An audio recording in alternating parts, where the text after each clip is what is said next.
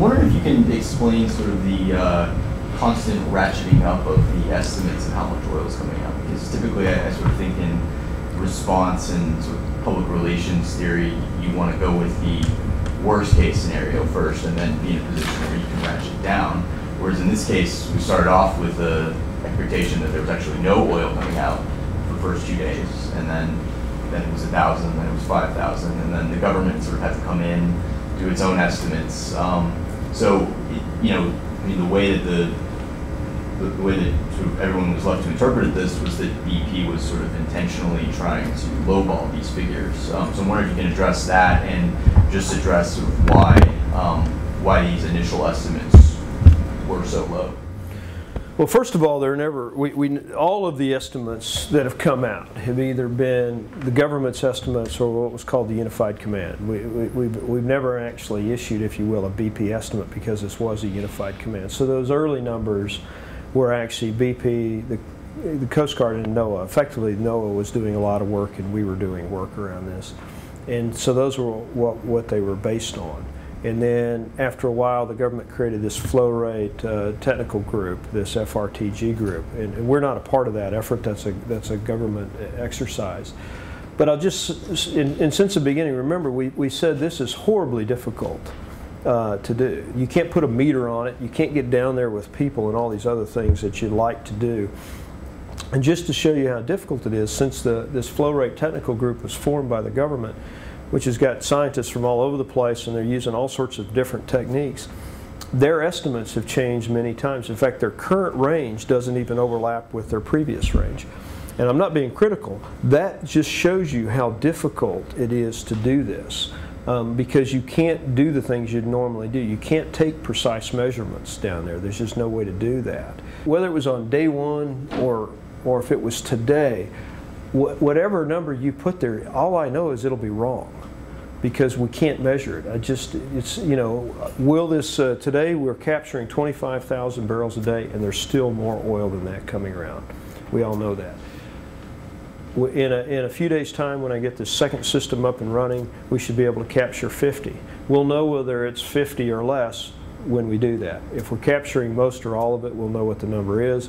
If we're capturing 50 and there's more coming out, we'll know it's higher than that. And the flow rate has never impacted the response. I mean, we've not only did we take everything that was in the Gulf of Mexico, we've brought things in from all over the world, well beyond the capacity that was here when we started. Has BP made any attempt ever to measure the flow rate independently on its own? Or do you just take the government's word for it each time they change it? What we've done, we haven't spent a great deal of time on this because, as I said, I know it's so hard to believe, but we haven't spent a great deal of time on it because we were worried about how do we get the thing stopped, how do we get it contained, and how do we actually keep this thing offshore and clean it up. Those are our priorities, and they always have been. So doesn't your company face what could potentially be huge fines yes. based on the rate? Are you telling me that the company hasn't thought of, let's make sure the government is saying what it is? Are you telling me you're taking the government? No, that'll get fought later. There are lots of issues which will get debated and argued and probably end up in courtrooms all over the place around those. You won't be able to measure it once you shut the well down. Well, we can't. You can't measure it today. No one at BP is right now saying, let's see if this number we can be challenged in any way? To my knowledge, no. So you're just going to take fine as well? No. The reason is there's all sorts of data being gathered. What we have done work on this, and we did it early on.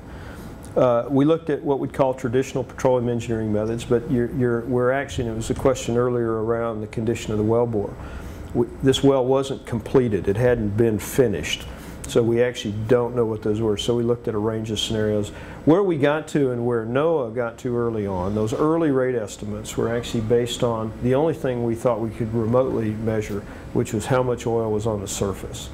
And it's not like, you know, putting a meter on something where you can actually precisely measure it. The only thing we know precisely is how much oil is going into those ships.